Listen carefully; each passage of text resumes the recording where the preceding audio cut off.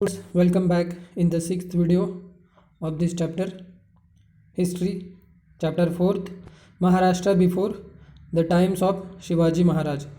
So, we know that we have studied how Mughals came, then the Portuguese, the British, the French people, the Dutch came, then they fought amongst themselves, and how it disturbed the stability in Maharashtra.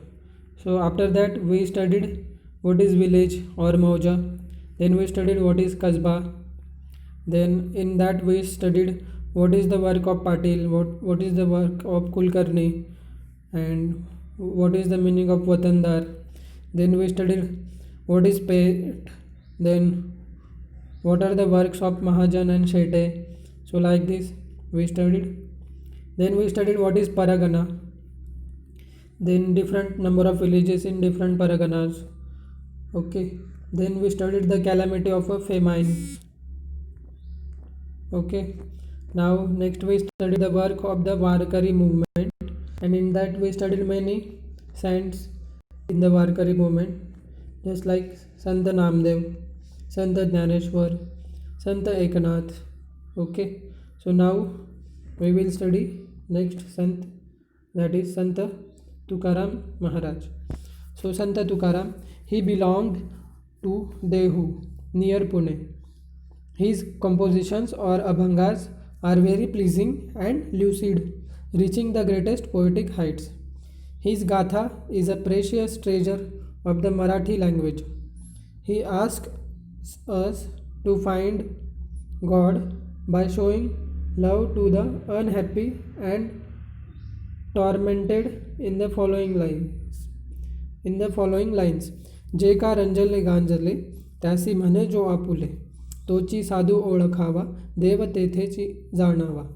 With this viewpoint, he threw in the river Indrayani the documents of the loans that people had borrowed from him and freed many poor families from the bonds of loan. He criticized the hypocrisy and superstition in the society in very strong terms. He stressed that devotion, bhakti, should be coupled with morality. His teachings can be summed up as जोडोनिया धन उत्तम व्यवहारे उदास विचारे vetch curry. Some dogmatic people opposed the social awakening that he had undertaken and sank his abhangas in the Indrayani. Sant Tukaram faced the opposition with noble courage. Sant Tukaram's disciples and associates were of different castes and creeds. They include Nauji Mali, Gavnar Shet Wani, Santaji Jagnade, Shiva Kasar, Bahinabai Siurkar, and Mahaji Pant Kulkarni. An important task completed by Gangaram Pant Mawal and Santaji Jagnade was writing down the abhangas of Sant Tukaram. Works of Sants. Sants gave the message of equality to people. Okay, so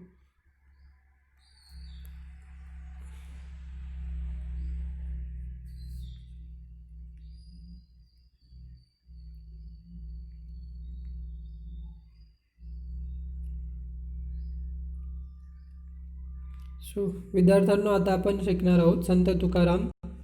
ठीक आहे, त्यांनाच आपण संत तुकाराम किंवा तुकाराम महाराज असेही म्हणतो. तर ते देहू या गावाचे होते. देहू कुठे आहे? तर देहू आहे पुणे जिल्ह्यात. हिज कंपोजिशन्स और अभंगाज आर व्हेरी प्लीजिंग अँड ल्युसिड. तर त्यांचे जे अभंग आहेत ते अगदी मनाला आनंद आल्हाद देणारे आहेत. त्याचबरोबर ते अगदी ल्युसिड म्हणजे एक यमक, नेहमी त्यांच्यात यमक जुळतं आणि ते म्हणायलाही अगदी सोपे आहेत. Reaching the greatest poetic heights, आणि ते जे कवित्वाच्या अगदी उच्चतम स्तरावर ते पोहोचतात किंवा त्या म्हणणाऱ्याला ते घेऊन जातात त्या स्तरावर. म्हणजे त्या स्तराचा अनुभव ते अभंग म्हणणाऱ्याला होतो किंवा ऐकणाऱ्याला होतो.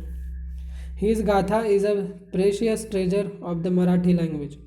तर तुकाराम महाराजांची जी गाथा आहे ती मराठी भाषेत आपल्यासाठी एक अगदी मौल्यवान अशी वस्तू आहे, किंवा तो एक प्रकारे एक खजिना आहे मराठी लोकांसाठी, मराठी भाषेसाठी. ही asks us to find God by showing love to the unhappy and the tormented in the following lines. तर तुकाराम महाराज आपल्याला म्हणतात, आपल्याला ते उपदेश देत आहेत की जे लोक दुःखी आहेत आणि ज्यांच्यावर जे नेहमी पतित, म्हणजे त्यांची स्थिती नेहमी पतित आहे, जे नेहमी दुःखाने ग्रासलेत, तर अशा लोकांसाठी तुकाराम महाराज म्हणतात, जे का रंजले गांजले त्यासी म्हणे जो आपुले. ठीक आहे, म्हणजे हे रंजले गांजले म्हणजे काय, की त्यांच्या जीवनात काही ना काही समस्या आहेत, ते गरीबसुद्धा आहेत, तर मग त्या लोकांना आपण जवळ केलं पाहिजे, त्यांना आपलं म्हटलं पाहिजे, आणि जो असं करतो तोच खरा साधू. ठीक आहे, आणि त्या तशा व्यक्तीमध्येच मग देव आहे, असं आपण आपली म्हणजे अशा प्रकारचा उपदेश आपल्याला तुकाराम महाराज इथून देत आहेत. With this view point he threw in the river Indrayani the documents of the loans that people had borrowed from him. तर तुकाराम महाराज आणि त्यांचे वडील किंवा ते पूर्ण घराणं अगदी श्रीमंत होते, आणि मग त्यांच्याकडे पैसे असल्यामुळे लोक त्यांच्याकडे यायचे त्यांच्या अडचणीच्या काळात, की आम्हाला पैसे पाहिजे, लोन, कर्ज. तर मग तुकाराम महाराजांनी किंवा त्यांच्या वडिलांनी जी नोंद करून ठेवली होती की ह्यांनी इतके पैसे घेतले, त्यांनी इतके, तर ते जे कागदपत्र होते सगळे तुकाराम महाराजांनी इंद्रायणी नदीत टाकले, बुडवले. आणि मग आता त्यांच्याकडे काहीच प्रूफ नव्हतं आहे ना, काही पुरावा नव्हता की लोकांनी इतके पैसे घेतले. तर अशा प्रकारे त्यांनी हजारो लोकांना मुक्ती दिली कर्जाच्या याच्यातून, कर्जाच्या बंधनातून. आणि मग त्याच प्रकारे many poor families from the bonds of loan, तर जे कर्जाचं जे बंधन होतं त्याच्यातून अनेक कुटुंबांना त्यांनी मुक्ती दिली. नंतर त्यांनी he criticize the hypocrisy and superstition in the society in very strong terms. आता हिपोक्रेसी म्हणजे काय, की लोक दोन प्रकारे त्यांची वागणूक दाखवतात, म्हणजे ते जसे असतात तसे ते वागणूक नाही दाखवत, म्हणजे बाहेर काय आत काय अशा प्रकारे. ठीक आहे, तर ह्याला म्हणतात हिपोक्रेसी. आणि सुपरस्टिशन म्हणजे काय, अंधश्रद्धा. तर ह्या असं दोघांना हिपोक्रेसीमध्ये लोकांना फसवणेसुद्धा हे सुद्धा येतं. तर मग हे जे सगळे प्रकार होते त्यांना तुकाराम महाराजांनी अगदी परखड भाषेत त्यांनी विरोध केला, आणि त्यांनी याच्यावर सुद्धा जोर दिला की मॉरॅलिटी, ठीक आहे ना, म्हणजे एक चांगले विचार, भक्तीबरोबर चांगले विचारसुद्धा आपण ठेवले पाहिजेत. असं नाही की भक्ती करतो आणि वागणूक चांगली नाही, तर मग त्याचा लोकांवर किंवा समाजावर चुकीचा परिणाम दिसून येईल. ठीक आहे, so his teaching can be summed up as जोडुनिया धन उत्तम व्यवहारे उदास विचारे वेच करे. तर आपण म्हणजे लोकांना ते सांगतायत, उपदेश देत आहेत की तुम्ही कितीही पैसे कमवा आणि जेवढेही कमवाल तेवढे उत्तम व्यवहारे म्हणजे चांगल्या मार्गाने कमावले पाहिजेत, आणि उदास विचारे वेचकरी. वेचकरी म्हणजे काय, खर्च करणे. तर त्याला थोडं गरजेनुसार, आवश्यकतेनुसार त्याला खर्च केले पाहिजे. ठीक आहे, so some dogmatic people opposed the social awakening that he had undertaken and sank his abhangas in the Indrayani. तर मग काही डॉगमॅटिक म्हणजे काय, की एक प्रकारे संत तुकाराम महाराजांचा विरोध करणारे किंवा त्यांच्याबद्दल वाईट विचार ठेवणारे जे लोक होते, त्यांनी त्यांचे जे शिकवण होते, तुकाराम महाराजांची शिकवण, त्या शिकवणीला विरोध केला आणि त्यांचे जे अभंग होते ते इंद्रायणी नदीत बुडवले. आणि मग हे अशा प्रकारे संत तुकाराम महाराजांना पूर्ण आयुष्यभर अनेक विरोध झाले, परंतु ह्या सगळ्या विरोधांना तुकाराम महाराजांनी अगदी धैर्याने, चांगल्या धैर्याने त्यांना फेस केलं, म्हणजे तोंड दिलं, आणि कधीच दुसऱ्यांबद्दल मनात वाईट विचार त्यांनी आणला नाही. मग त्यांना ते त्रास देणारे असो की त्यांना सपोर्ट देणारे असो, कुणाबद्दलच त्यांनी वाईट विचार नाही आणला मनात आणि कुणाचंही मन नाही दुखवलं. ठीक आहे. So Sant Tukaram's disciples and associates were of different caste and creeds. तर कास्ट म्हणजे काय की जाती, वेगवेगळ्या जातीतले त्यांचे शिष्य होते. असं नाही की फक्त ब्राह्मण कुटुंबातले, नाही, तर सगळ्या जाती धर्मातले लोक त्यांचे शिष्य होते. आणि क्रीड म्हणजे काय की त्वचेचा कलर, की गोरा काळा, अशा प्रकारे असा काही भेदभाव नव्हता. सगळ्या समाजातील सगळ्या स्तरातून, सगळ्या कास्ट क्रीडमधील त्यांचे शिष्य होते. तर त्याच्यात कोणाकोणाचा समावेश होतो, तर नावजी माळी, गवनार शेठ वाणी, संताजी जगनाडे, शिवबा कासार, बहिणाबाई सिऊरकर अँड महादजी पंत कुलकर्णी यांचा समावेश होतो. आता गंगाराम पंत मावळ आणि संताजी जगनाडे यांनी एक अत्यंत महत्त्वाचं काम केलं, पूर्ण काम केलं. तर काय काम केलं त्यांनी, जे संत तुकाराम महाराजांचे जे अभंग महाराज तुकाराम महाराज म्हणायचे ते यांनी लिहून ठेवले. ठीक आहे. तर हे अगदी महत्त्वाचं काम यांनी केलं. कोणी, गंगाराम पंत मावळ आणि Santaji Jagnade. Okay. So students, now homework for you.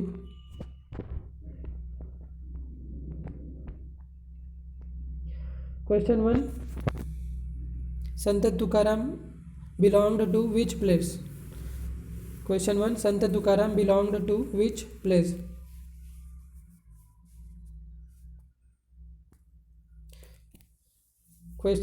Next question of homework. What is a precious treasure of the Marathi language? What is a precious treasure of a Marathi language? What is a precious treasure of a Marathi language?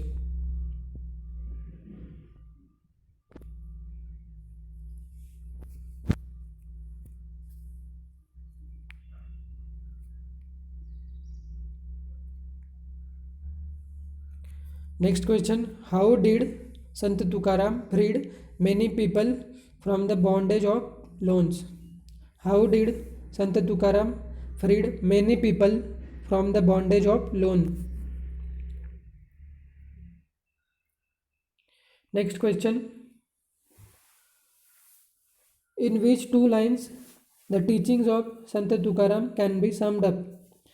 In which two lines the teaching of Sant Tukaram can be summed up?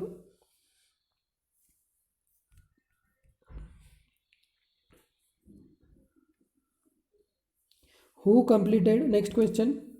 Who completed the important task of writing down Abhangas of Sant Tukaram? Next question. Who completed an important task of writing down the Abhangas of Sant Tukaram?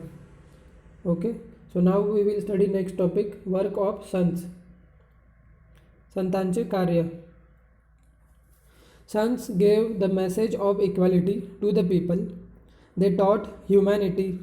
They preached that people should live together in harmony, unity and love. Their work resulted in social awakening.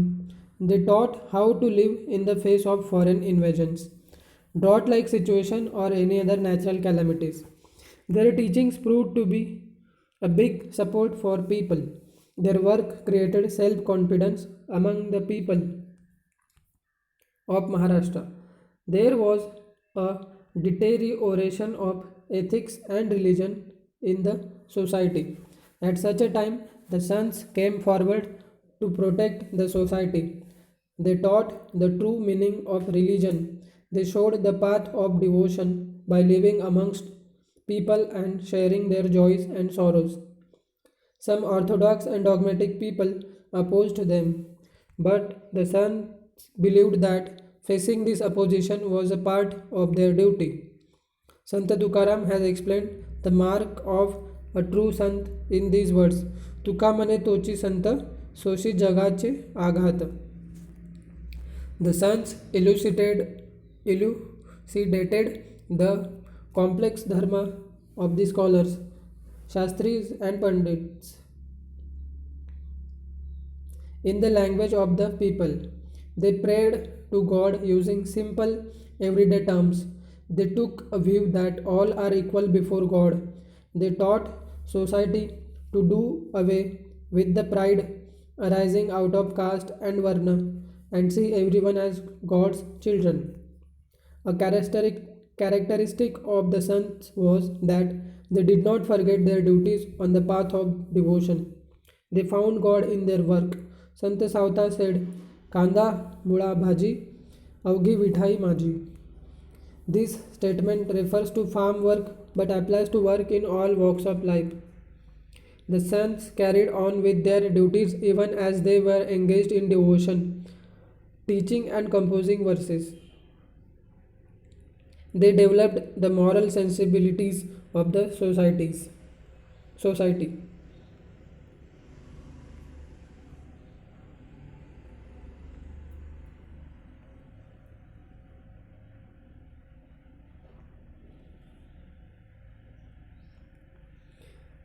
तर विद्यार्थ्यांनो, आपण आता संतांचं कार्य बघणार आहोत. संतांनी लोकांना, महाराष्ट्रातील लोकांना समानतेची शिकवण दिली. मेसेज ऑफ इक्वॅलिटी, ठीक आहे, समानतेचा संदेश दिला. तर कशा प्रकारची समानता? समानता की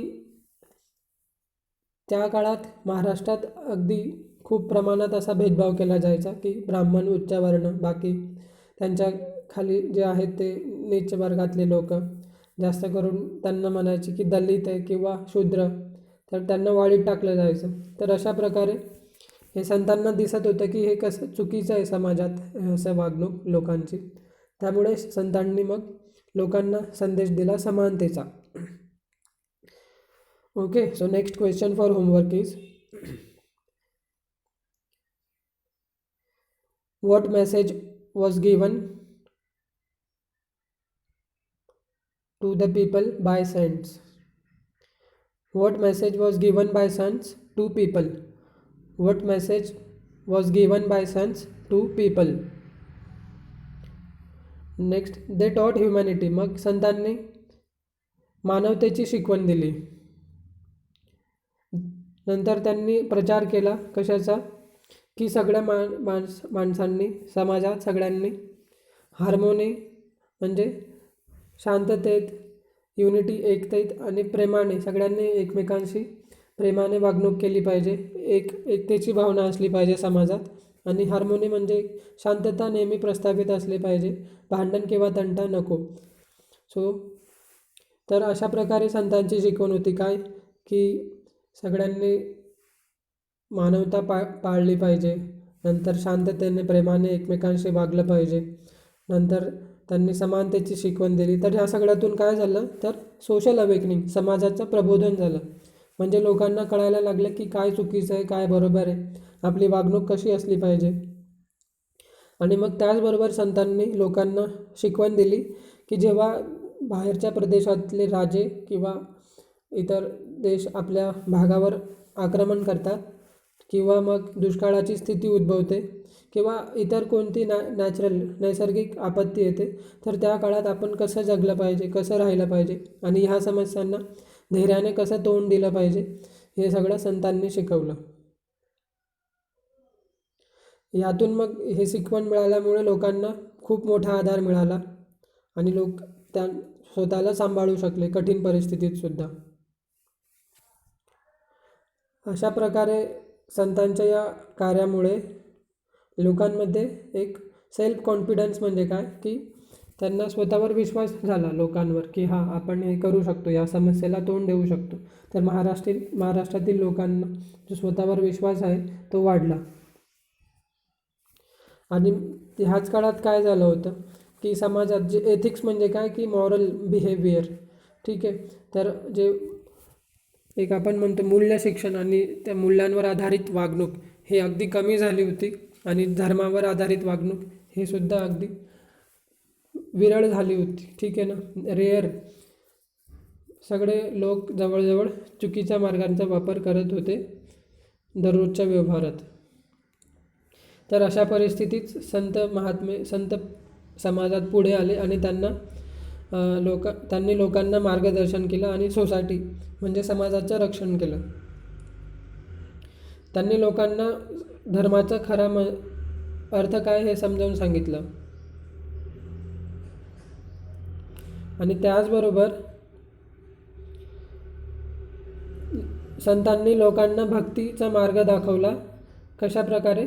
तर ते स्वतः संत लोकांसोबत राहिले, त्यांनी त्यांचं दुःख आनंदात भाग घेतला, ते वाटून घेतलं आणि मग अशा प्रकारे त्यांनी लोकांना भक्ती मार्गाची शिकवण दिली. परंतु त्याच काळात काही लोक जे संतांच्या मार्गाला विरोध करायचे, अपोज करायचे, ठीक आहे, तर असे द्वेष करणारे लोक, या लोकांनी संतांच्या शिकवणीला विरोध केला. परंतु संतांनी कधीच त्यांचे जे कार्य होतं समाज प्रबोधनाचं ते बंद नाही केलं. त्यांनी असा विचार केला की हा जो विरोध होतो आहे तो आपल्या कार्याचा एक भाग आहे, ठीक आहे, आपण काहीतरी बरोबर करतो आहे म्हणून हा असा विरोध होतो आहे. संत Tukaram has explain the mark of a true Sant in this words. तर संत तुकाराम महाराजांनी त्यांच्या अभंगात म्हटलं आहे की तुका म्हणे तोची संत. तर तुकाराम महाराज म्हणतात की संत कोण आहे? तर तो व्यक्ती संत आहे, तोच व्यक्ती संत आहे सोशी जगाचे आघात. जो जगाचे आघात म्हणजे काय? जगाच्या ज्या समस्या आहे तो स्वतः सहन करतो, लोकांच्या समस्या किंवा लोकांकडून होणारा विरोध सहन करून त्याचं जे चांगलं कार्य आहे ते पुढे सुरू ठेवतो, तोच खरा संत. So now questions for homework. So what were the teachings of sons in Maharashtra? What were the teachings of sons in Maharashtra and what did they resulted in? What do they resulted in? What were the teachings of sons in Maharashtra and what did they result in? ठीक है.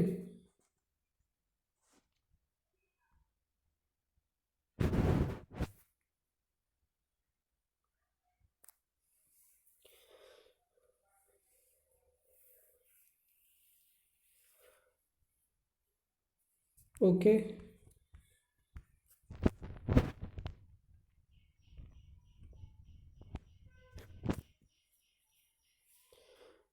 Next question for homework is who taught the true meaning of religion? Who taught the true meaning of religion? Next question, how did saints in Maharashtra show the path of devotion? How did the sons of Maharashtra show the path of religion?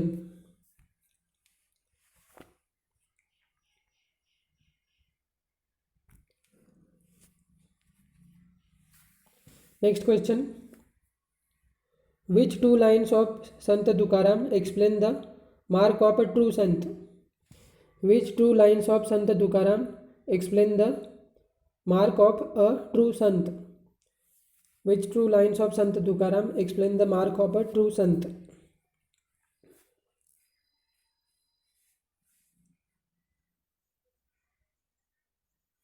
Now next, the sons elucidated the complex dharma of the scholars, Shastris and Pandits in the language of the people. तर मग संतांनी काय केलं? जे पंडित आणि शास्त्री होते, जे scholar होते, म्हणजे त्यांना विद्वान समजलं जायचं, तर त्याच्यात पंडित आणि शास्त्री लोक जे यायचे त्यांची जी शिकवण होती ती संस्कृतमधून होती आणि कॉम्प्लेक्स म्हणजे अतिशय गुंतागुंतीची होती. तर संतांनी एक महत्त्वाचं काम केलं, ही सगळी शिक्षण लोकांच्या लोकभाषेत, त्यांच्या कॉमन लँग्वेजमध्ये अगदी सहज समजेल अशा भाषेत संतांनी समजावून सांगितलं लोकांना. त्याचबरोबर संतांनी भगवंतांना प्रार्थना केली, तर त्यावेळेही जी भाषा वापरली किंवा बोल वापरले ते अगदी सहज समजणारे आणि रोजच्या भाषेतले होते.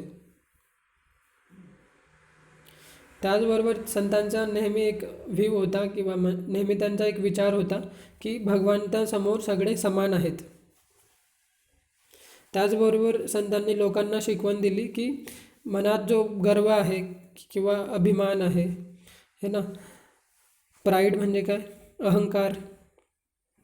तर मग ज्या लोकांच्या मनात उच्च जाती किंवा उच्च वर्णाचा अहंकार असेल किंवा चुकीचा अभिमान असेल, तर तो अभिमान लोकांनी त्यागावा अशी सुद्धा शिकवण संतांनी दिली.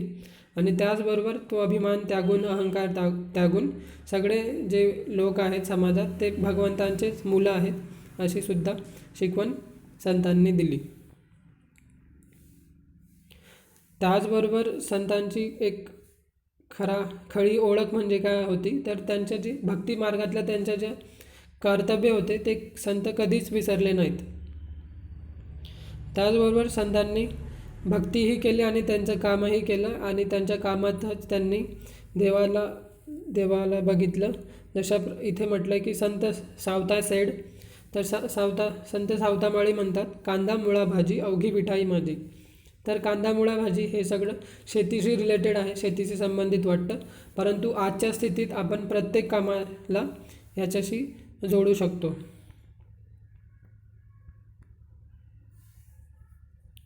तर मग संत महाराष्ट्रात जे संत होते त्यांनी आपलं जे दररोजचे कामं आहेत ते सुद्धा केली, ठीक आहे, भौतिक कर्तव्यसुद्धा केली, त्याचबरोबर त्यांनी भक्तीसुद्धा केली, ठीक आहे, आणि त्याचबरोबर समाजाचं प्रबोधनसुद्धा केलं आणि श्लोकांची, अभंगांची रचनाही केली. आणि त्याचबरोबर त्यांनी जे मूल्य शिक्षण आहे किंवा चांगली वागणूक काय आहे, चांगले विचार काय आहे, हे सगळे जाणीव लोकांच्या मनात, समाजात घडवून आणली. Okay, so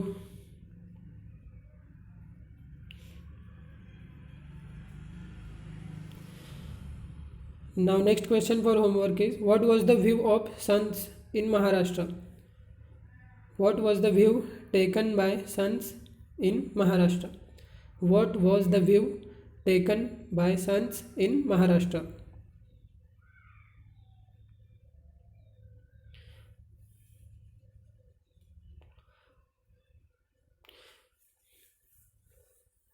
Sons in Maharashtra told people to do away with which two things? Next question, sons in Maharashtra told people to do away with which two things? Sons in Maharashtra told people to do away with which two things?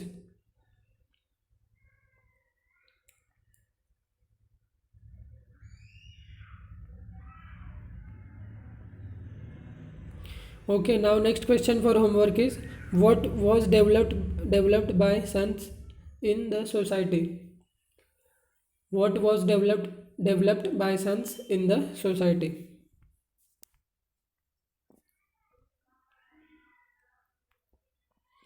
Okay, now here next part is, collect more information about the Pandharpur Wari and discuss the following topics.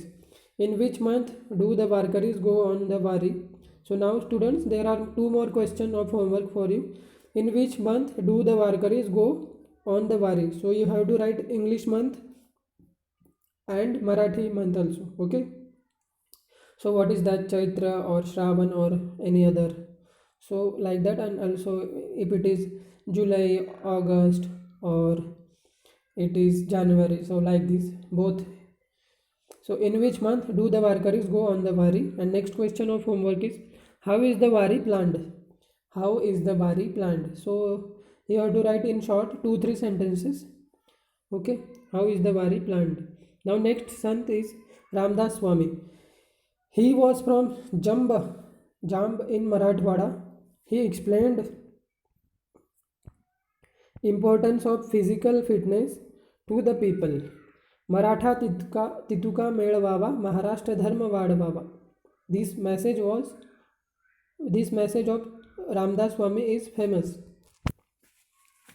He gave practical education and lessons in good conduct through his works like Das Bodh, Karunashtak, Manache Shlok. He stated the importance of people's movement and organization and founded the Samartha Sampradaya. Chaffal was the center of this Sampradaya. Okay. He propagated the worship of Ram and Hanuman. He traveled far and wide to propagate his thoughts. So now विद्यार्थ्यांनो आपण शिकणार आहोत रामदास स्वामी, संत रामदास किंवा समर्थ रामदास स्वामी यांच्याबद्दल. तर ते होते मराठवाड्यातील जांब या गावातले. ठीक आहे. सो नाव next question for homework is संत रामदास और Ramdas Swami was from which place in Marathwada? Ramdas Swami was from which place in Marathwada? Now next he explained. मग त्यांनी लोकांना समजावून सांगितलं काय महत्त्व कशाचं, तर फिजिकल फिटनेस. ठीक आहे. म्हणजे शारीरिक फिटनेस आपली असली पाहिजे, शरीराने आपण एकदम मजबूत असलो पाहिजे. तर अशा प्रकारे त्यांची शिकवण होती. ओके. सो नाव next question of homework is which importance was told by Ramdas Swami to the people? Okay, now next question of homework is importance of what was explained by Ramdas Swami to the people. Importance of what was explained by Ramdas Swami to the people. Okay. तर त्यांची ही जी शिकवण आहे, मराठा तितुका मेळवावा, महाराष्ट्र धर्म वाढवावा. तर महाराष्ट्र धर्म काय आहे, त्याला कसं वाढवता येईल, तर मराठा तितुका मेळवावा. तर जे मराठे होते ते कसे होते मग, तर ते शरीराने मजबूत होते, नंतर ते त्यांचं जे चारित्र्य आहे ते सुद्धा चांगलं होतं. तर अशा प्रकारे सगळ्या लोकांनी जर केलं तर मग आपला जो महाराष्ट्र आहे, महाराष्ट्र धर्म किंवा महाराष्ट्र, याचा आपण विस्तार करू शकतो. ओके. तर Maharashtra. So this message of Ramdas Swami is famous. So नाव next question of homework is which message of Ramdas Swami is famous. Which message of Ramdas Swami is famous. Okay. त्याचबरोबर त्यांनी एक प्रॅक्टिकल एज्युकेशन म्हणजे लोकांना करून दाखवलं स्वतः की चांगली वागणूक कशी असली पाहिजे. तर आणि त्याचबरोबर त्यांनी हे सगळं लिहून ठेवलं श्लोकांमध्ये. तर काय होते त्यांचे पुस्तकं, दासबोध, करुणाष्टक अँड मनाचे श्लोक. सो नाव next question of homework is write the names of works of Ramdas Swami. Write the names of works of Ramdas Swami. He stated the importance of people's movement and organisation and founded the Samarth Sampradaya. तर मग त्यांनी जसं वरती म्हटलं आहे की महाराष्ट्र धर्म वाढवावा. ठीक आहे. महाराष्ट्राचा धर्म म्हणजे काय, एक प्रकारे महाराष्ट्र राज्य वाढवावं. तर कसं वाढवता येईल ते, तर सगळ्या लोकांनी एकत्र आलं पाहिजे, चळवळ केली पाहिजे, एक ऑर्गनायझेशन म्हणजे काही संस्था उभी केली पाहिजे आणि सगळ्यांचं एकच लक्ष असून सगळ्यांनी मिळून काम केलं पाहिजे. ठीक आहे. तर मग त्यासाठी त्यांनी समर्थ संप्रदायाची स्थापना केली. Okay. So now next question of homework is what was founded by Ramdas Swami. What was founded by Ramdas Swami? And Chapal was the center of this संप्रदाय. तर मग समर्थ संप्रदायाचं सेंटर कोणतं होतं, तर चपल. ओके. सो नाव next question of homework is what was the center of समर्थ संप्रदाय or what is the name of center of the चपल Samarth Sampradaya. He propagated the worship of Ram and Hanuman. त्यांनी भगवान राम आणि हनुमानजी यांच्या पूजेचं महत्त्वाचा प्रचार केला आणि त्यांनी हा सगळा प्रचार करण्यासाठी, समाजाचं प्रबोधन करण्यासाठी अगदी दूरपर्यंत त्यांनी ट्रॅव्हल केलं, प्रवास केला आणि त्यांच्या विचारांचा प्रचार केला. So now inspiration for independence during foreign rule. Such was the political, social, cultural situation, etc. in Maharashtra before the times of Shivaji Maharaj. In that period, Maharashtra was under the control of Adil Shahi and other powers. It was not independent. Even so, some personalities and streams of thought were dreaming of freedom. Among them, Shahaji Maharaj, who is considered to be a visionary of Swaraj, was on the forefront. तर inspiration for independence during foreign rule. तर foreign म्हणजे काय, फक्त पाश्चिमात्य देश नाही, भारत सोडून जे दुसऱ्या देशातून आले आहेत. ठीक आहे ना. तर मोगलसुद्धा आले होते. तर हे जे मोगल आहेत त्यांचा रूल होता, ते आपल्या भारतावर राज्य करत होते आणि महाराष्ट्रात आदिलशहाचं राज्य होतं. तर कशा प्रकारे मग राजनैतिक, सामाजिक, सांस्कृतिक आणि सगळ्या स्थितींवर यांचं राज्य होतं. ठीक आहे. आणि ते कसं होतं ते आपण बघितलं की शिवाजी महाराजांच्या जन्माच्या आधी कशा महाराष्ट्राची स्थिती काय होती, राजनैतिक स्थिती, सामाजिक स्थिती, सांस्कृतिक स्थिती काय होती हे सगळं आपण बघितलं. ओके. तर जेव्हा शिवाजी महाराज नव्हते त्यांच्या आधी मग महाराष्ट्र आदिलशहाच्या राज्याखाली होता. आदिलशहा महाराष्ट्रावर राज्य करत होता. महाराष्ट्र स्वतंत्र नव्हता, परंतु बऱ्याच व्यक्तींनी आणि विचारांनी म्हणजे लोकांच्या विचारांनी एक स्वप्न बघितलं किंवा ते स्वप्न बघत होते स्वराज्याचं. ठीक आहे. आणि हे स्वराज्याचे स्वप्न बघणाऱ्यांमध्ये सगळ्यात जास्त कार्य कोण करत होते तर ते होते शहाजी महाराज. ठीक आहे. तर त्यांना समजलं जातं की सगळ्यात आधी स्वराज्याचे स्वप्न यांनी बघितलं. So okay. Now next question of homework is, who is considered to be the visionary of Swaraj on the forefront? Who is considered to be the visionary of Swaraj and he was on the forefront? Okay. So now students, this chapter is over. You try to solve this exercise, and if you have any doubt, so you can ask me at any time.